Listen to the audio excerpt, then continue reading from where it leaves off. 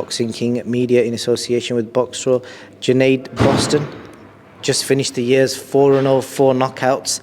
Did you kind of envisage your first year in professional boxing turning out like that? I definitely thought I'd win all my fights, but with 4 stoppages I can't really complain. I wasn't really known to be a big puncher in the amateurs, but all of a sudden I'm a knockout artist or a big puncher and these things, but I won't really let that get to my head. Ideally I want to be known as a good boxer, so we'll stick to that. Yeah, that is a good point, that, because when you turn pro and when you speak to a lot of people about you, that's what they said. He's very skillful, but he's not a big puncher. Your first fight, I think I was there ringside. The opponent was probably not great, but the guys that you've stopped in the last 3 fights, and the last one especially, a one-punch knockout, that shows you can definitely bang.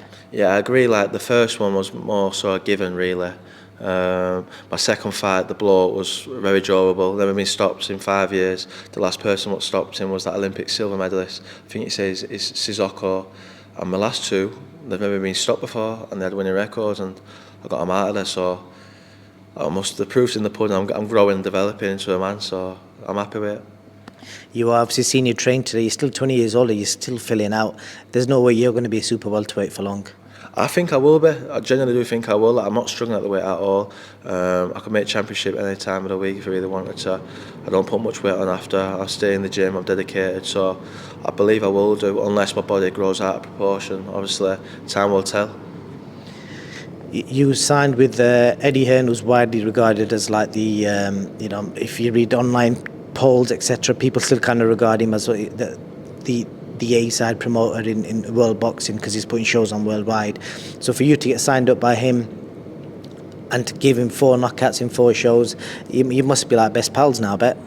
I won't say best pals, but listen, I'm happy with where I'm at and where I'm at in my career, and with the best stable, so keep things going. And obviously the good news with Dalton signing with Matchroom, we're going to bring a lot more shows to Sheffield, so happy days. Do you have much conversation with Eddie? Because I've seen recently he's been putting a lot of posts about you on his Instagram as well. So clearly he's impressed and excited by what you're going to bring to boxing, especially in Sheffield. Not much conversation. It's rather brief, but obviously it's a good working relationship. Obviously I'm glad he's happy with how I'm progressing. Grant's happy, my management's happy, so we're all on the same page and on to a big 2023. Did he agree to that handshake? Because I saw a video recently where you kind of betted a Rolex, where I think you said you've got to win a world title or something. Did he agree to that? I never betted it. It was more of an agreement. If I win a world title under him, he'll get me a Rolex, and we'll stick to that. Has he agreed to it? Oh, yeah. Interesting stuff. Did he say it's got to be at a certain weight? Because he was saying something, but I never picked it up on the video. Now, obviously, with the weights I'm at, money making, ain't it? So it kind of goes hand in hand. It won't cost him too much out of his pocket getting me a Rolex with the money I'll be making him, so it's all good. Good man. So Dalton obviously is re-signed with Matchroom, so the common sense assumption is that you guys are going to be fighting on the same card sometime early next year. Have you been given a date or anything? Oh, myself, I've got a date in February. It's not been announced yet, but I'm looking forward to get out then. But obviously, with Dalton signing and where he's in his career, he'll be headlining. Do you know what I mean? So I'm delighted with that, because obviously he's like a big brother to myself, and maybe on the undercard, it's only going to do me good fighting on my doorstep. So yeah, man, I'm delighted. I'm very happy that he's signed with Matchroom. So what on earth have you been up to over the new year? Because like, you're still 20, you're still a young lad, you're still growing, so your fans, your circle of friends will be wondering, like, this guy's fighting on TV, he's 4-0, knocking people out. So your profile locally, I bet it's got quite big as well. So how are you dealing with all that extra attention? Nothing's changed really. I'd say it's like a nothing's changed really. Do you know what I mean? Yeah, that's literally nothing's changed. I think people think like, all of a sudden you stop boxing and you're signing with Eddie, you're knocking everyone out, and all of a sudden you're something what you're not. I'm just saying, my feet are on the ground, my circle hasn't changed, and that's how I'm going to keep it.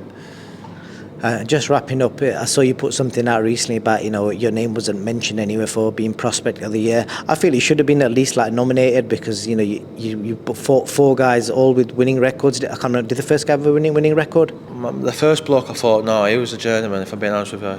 He shouldn't really be in the ring with me. The second bloke was tough. He had a 50-50 record, but the next 2, one were undefeated and one had a winning record in Southpaw. But yeah, I think I've had a good year, and I feel like my name should have at least been brought into it. I don't believe I should have been the Prospect of the Year. I think I wouldn't have complained, but I should definitely been nominated. You see where I'm coming from? So yeah, but there's no rush. We'll see next year.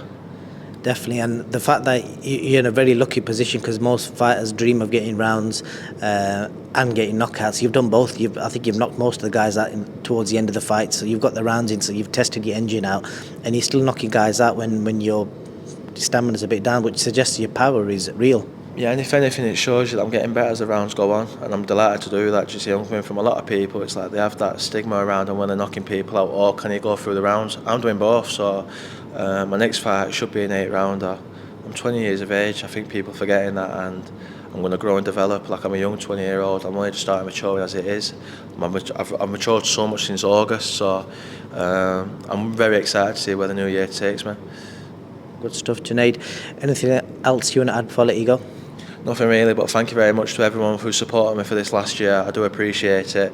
I've had a very good year, probably the best year of my life so far, but we're not complacent. Hopefully I'll have a good next year, and the year's coming.